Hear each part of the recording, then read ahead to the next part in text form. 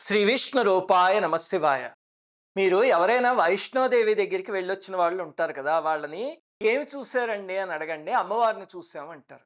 "ఇంకేం చూసారు?" అని అడిగితే "ఏమి చూడలేదు" అంటారు. సామాన్యంగా అందరూ అమ్మవారిని చూసొచ్చేస్తారు తప్ప, చుట్టుపక్కల అద్భుతమైన ఎన్నో విశేషాలు, ఆలయాలు ఉన్నాయి అమ్మవారి చరిత్రకి సంబంధించినవే.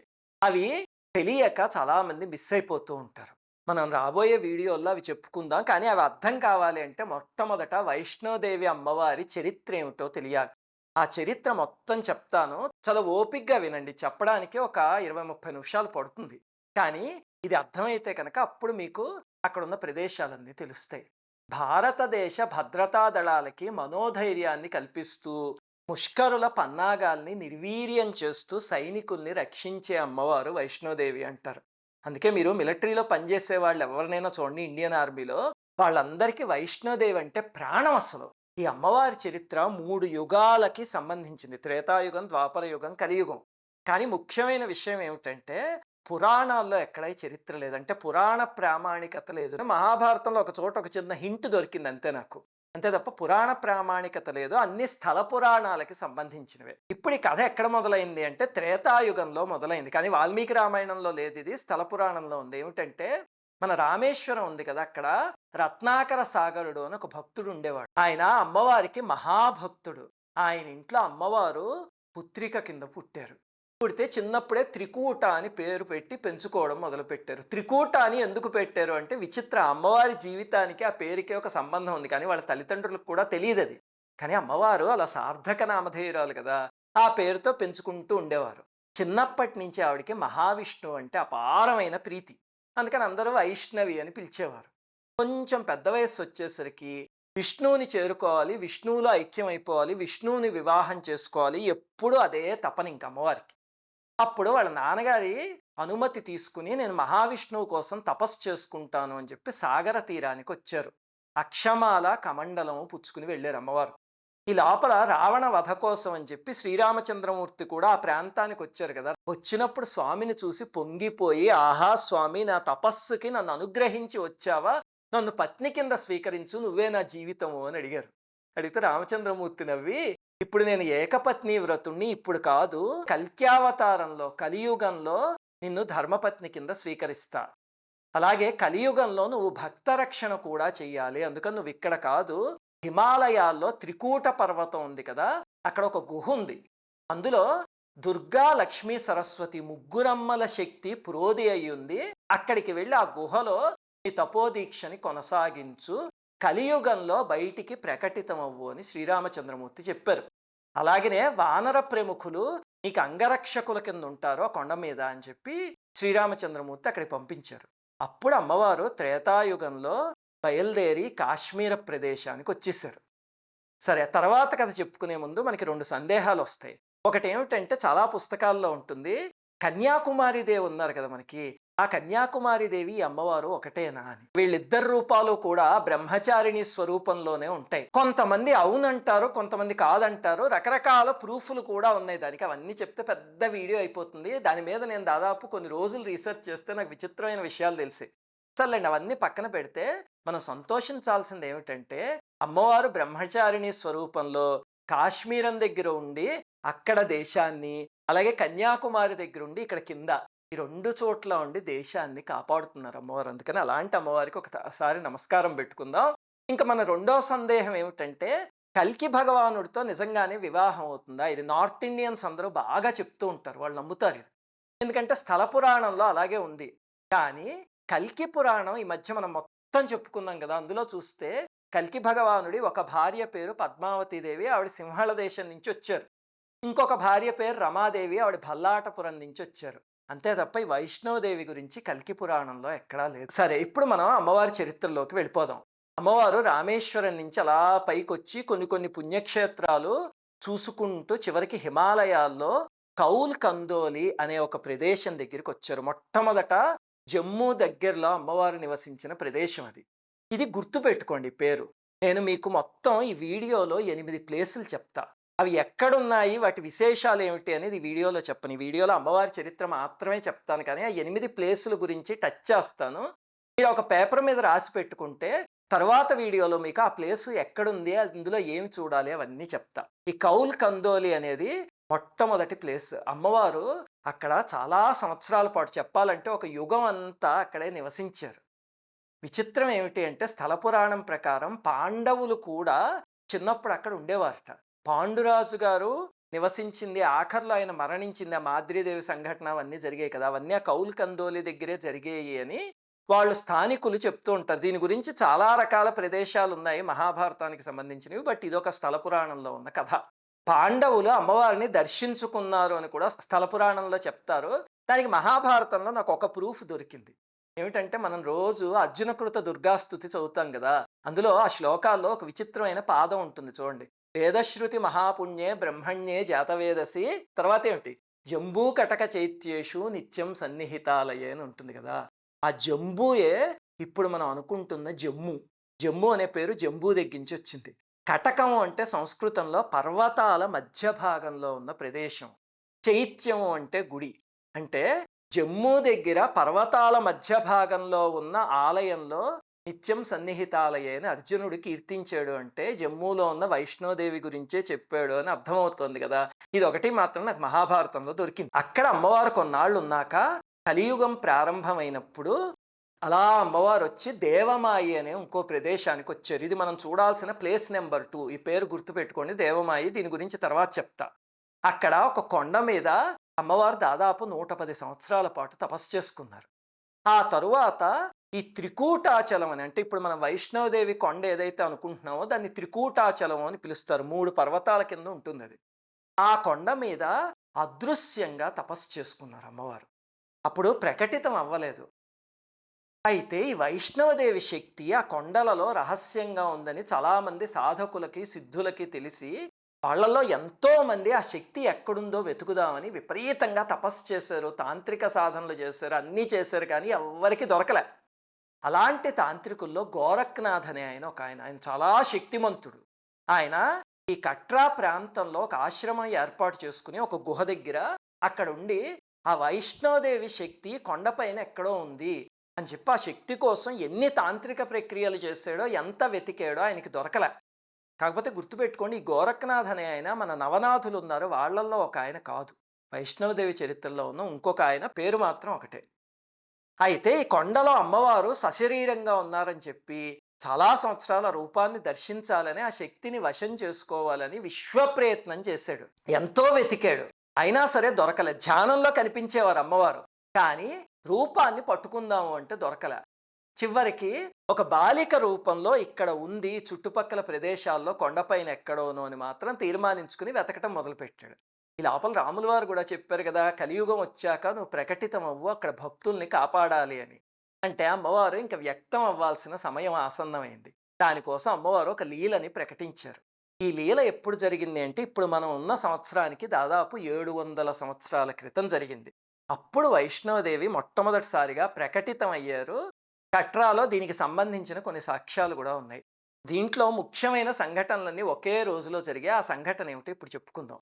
అది జరిగిన ప్రదేశాన్ని భూమిక అని పిలుస్తారు. ఇది ప్లేస్ నెంబర్ 3, గుర్తుపెట్టుకోండి. చాలా చాలా ముఖ్యమైన ప్రదేశం, భలేగా ఉంటుంది అసలు. భూమిక అని. అక్కడ శ్రీధర పండితుడు అని ఒక మహాభక్తుడు ఒక ఆయన ఉండేవాడు, అమ్మవారి భక్తుడు. పాప ఆయనకి సంతానం లేదు. రోజు అమ్మవారి ముందు దేవి అపరాధ క్షమాపణ స్తోత్రం చదువుకుని ఏడ్చేవాడు.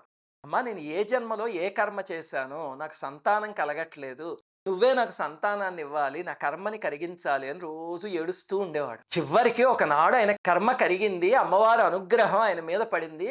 ఆయన ద్వారా ప్రకటితం అవుదామని అమ్మవారు అనుకున్నారు. అప్పుడు ఒక విచిత్రమైన లీల జరిగింది. ఏమిటంటే, ఒకరోజు ఆయన పూజ చేస్తూ ఉండగా మనస్సుకి అలౌకికమైన ఆనందం కలిగింది, ఇంకా మాటల్లో చెప్పలేనంత ఆనందం. ఏమిటిలాగా అనుకోగానే సువాసన వచ్చి ఒక బాలిక పూజామందిరం దగ్గరికి నడుచుకుంటూ వస్తున్నట్టుగా ఆయన అనుభూతి చెందారు. ఆ అందెల చప్పుడు అవి అయ్యాయి. మనస్సు దివ్యానందంలో తేలిపోయింది. చుట్టూ చూస్తే ఎవరు కనిపించలే. భ్రమ అనుకున్నారు, కానీ కాదు, ఇన్ని సంవత్సరాల నుంచి పూజ చేస్తున్నాను నేను, ఇలాంటి అనుభూతి కలగలేదు ఎప్పుడూను. అయితే అమ్మవారు సూక్ష్మ స్వరూపంలో ఈరోజు నన్ను అనుగ్రహించడానికి వచ్చారు బాలిక రూపంలోను అని చెప్పి పొంగిపోయాడు. ఆ తరువాత ఏమైంది, సాయంత్రం సప్తకన్యల వ్రతం చేసి బాలికలకి పూజ చేయడానికి వెళ్ళాడు. ఇది నార్త్ ఇండియాలో చాలా ప్రఖ్యాతమైన ప్రక్రియ. మీరు చూస్తే వాళ్ళు వసంత నవరాత్రులకి, శరన్నవరాత్రులకి చిన్న చిన్న పిల్లల్ని పిలిచి సప్తకన్యలకి పూజ అని చేస్తూ ఉంటారు కదా! అలాగ ఆయన 6 బాలికల్ని కూర్చోబెట్టి సింహాసనాల్లో వాళ్ళందరికీ కాళ్ళు కడిగి చక్కగా బొట్టు అవన్నీ పెట్టి పూజ చేస్తున్నారు. 7వ సింహాసనం దగ్గరికొచ్చేసరికి హఠాత్తుగా ఒక బాలిక ప్రత్యక్షమైంది. ఆయనకి వెంటనే మనస్సులో ఉదయం ఏ అనుభూతి అయితే పొందాడో అదే వచ్చింది. అదే మువ్వల చప్పుడు మళ్ళీ వినిపించింది.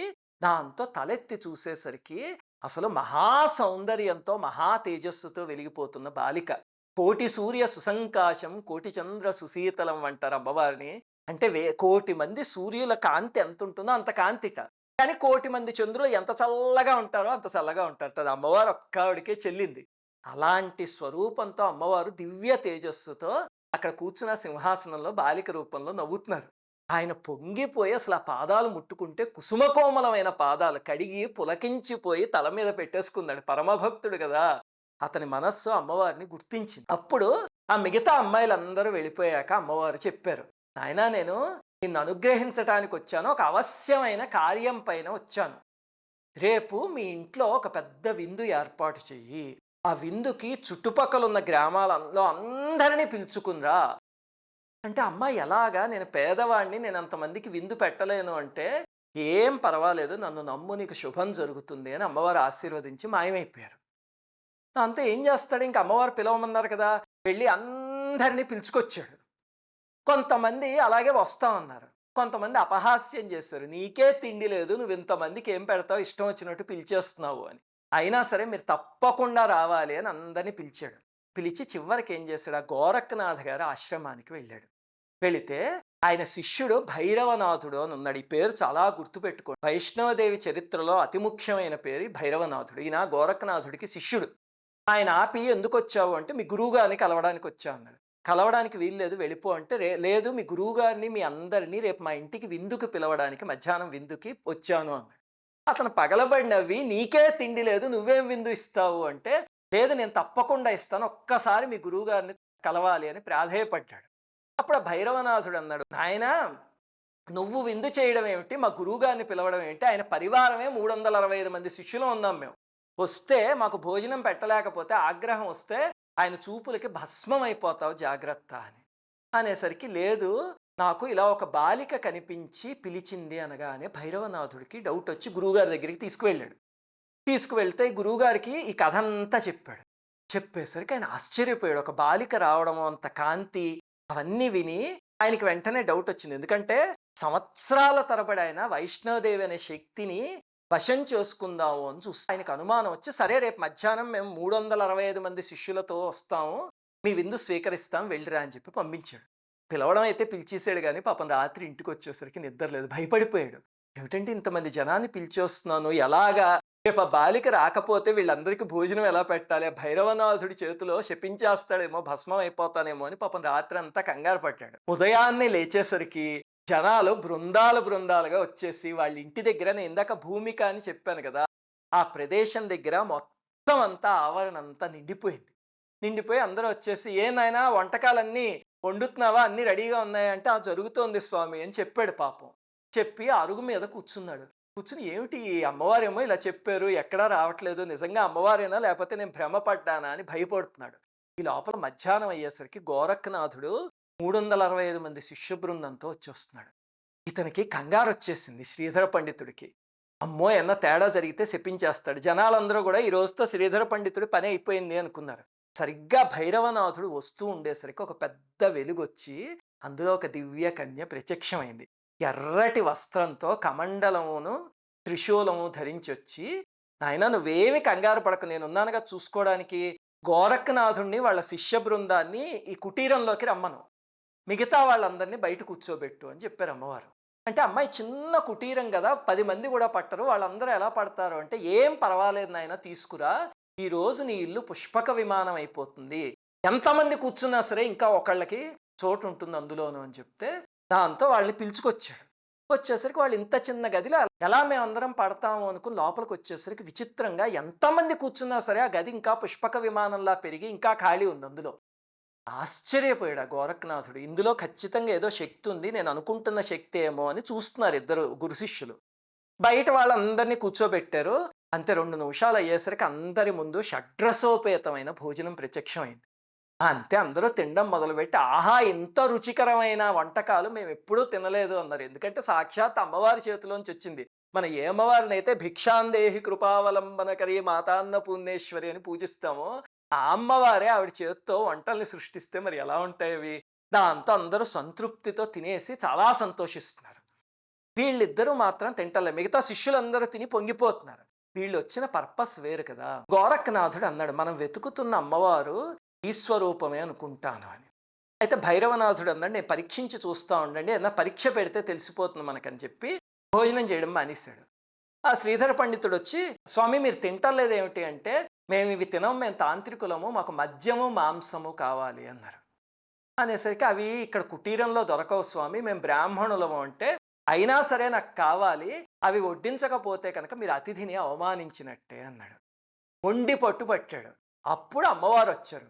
వచ్చి, "ఏమిటి నీ సంగతి" అంటే, "నాకు మద్యం, మాంసం కావాలి" అన్నాడు. "కుదరదు. ఇది మహాభక్తుడి ఇల్లు. ఇక్కడ అలాంటివి వడ్డించడానికి కుదరదు" అంటే బెదిరించాడు అమ్మవారిని. అంతే అమ్మవారు ఉరిమి చూసేసరికి ఎగిరి దూరంగా పడ్డాడు ఆ చూపుకి. వెంటనే వాళ్ళకి అర్థమైపోయింది, ఓహో! వైష్ణవదేవి శక్తే ఈవిడి అని. ఎలాగైనా పట్టుకోవాలి అనుకుంటే అమ్మవారు అదృశ్యం అయిపోయారు. వెంటనే చూస్తే ఆ త్రికూటాచలం వైపుకి వెళుతూ ఆ వెలుగు కనిపించింది. దాంతో గురువుగారికి నమస్కారం చేసి, "గురువుగారు నేను ఎలాగైనా అమ్మవారిని పట్టుకుని వస్తాను, ఆ శక్తిని సాధించుకుని వస్తాను" అని చెప్పి బయలుదేరితే గురువు చెప్పాడు, "నాయనా మన తాంత్రిక శక్తి ఇక్కడ పనిచేయదు. ఇందాక చూసావు కదా, వద్దు ఈ పంతాలకి పోవద్దు" అంటే, "లేదు గురువుగారు నేను సాధించుకుని వస్తాను" అని చెప్పి బయలుదేరాడు. అమ్మవారు వెనకాల. అమ్మవారు ఆ త్రికూటాచలం కొండల్లోకి వెళ్ళి అదృశ్యం అయిపోయారు. ఇంకంతే వెతకటం మొదలుపెట్టాడు. వెతికి వెతికి వెతికి ఎంత వెతికినా దొరకలే. చివరికి ఒక చోట కూర్చుని తపస్సు చేయడం మొదలుపెట్టేసరికి అప్పుడు ఒక విజువల్ వచ్చింది అతనికి. ఏమిటంటే, అమ్మవారు అక్కడ ఒక ప్రదేశానికి వెళ్ళారు.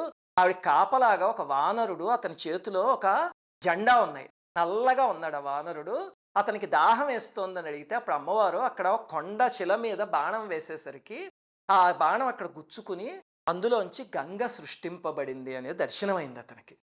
వెంటనే ఇది నిజమే కావచ్చు అని చెప్పి బయలుదేరాడు. వెతుక్కుంటూ వెళ్ళేసరికి ఒక చోట నిజంగానే అలా బాణం గుచ్చుకుని అక్కడి నుంచి జలధార కిందకొస్తుంది. అప్పటికే 9 నెలల పాటు వెతికాడు. ఇప్పుడు నేను చెప్పిన ఈ జలధార గుర్తుపెట్టుకోండి. ఇది మనం చూడాల్సిన 4వ ప్రదేశం. అది ఎక్కడుందో కూడా చూపిస్తా. మనం అందులో స్నానం కూడా చేయొచ్చు. చాలా చక్కగా ఉంటుంది ఆ నీరు. అయితే నాకు ధ్యానంలో కనిపించింది నిజమే. అమ్మవారు ఇక్కడే ఉన్నారు. ఆ శక్తిని వశం చేసుకుందాం అని బయలుదేరాడు. ఇక్కడేనా అర్థం కావాలి.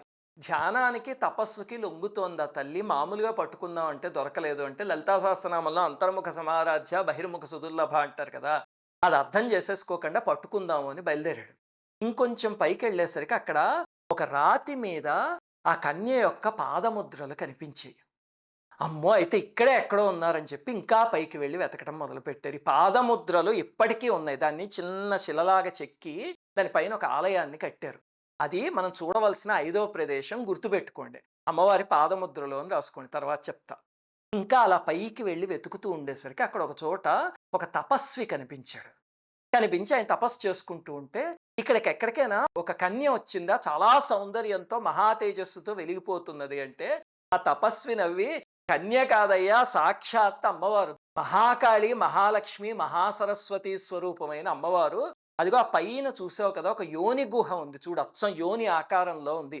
ఆ గుహలో కూర్చుని 9 నెలల నుంచి తపస్సు చేసుకుంటున్నారు అమ్మవారు, అక్కడ ఉన్నారు" అని చెప్పాడు. ఆ యోని గుహ దగ్గరికి బయలుదేరాడు. గుర్తుపెట్టుకోండి, ఇది మనం చూడవలసిన 6వ ప్రదేశం. యోని గుహ అని రాసుకోండి. అది ఎక్కడుంది అనేది తర్వాత చెప్తా, చూపిస్తా మీకు.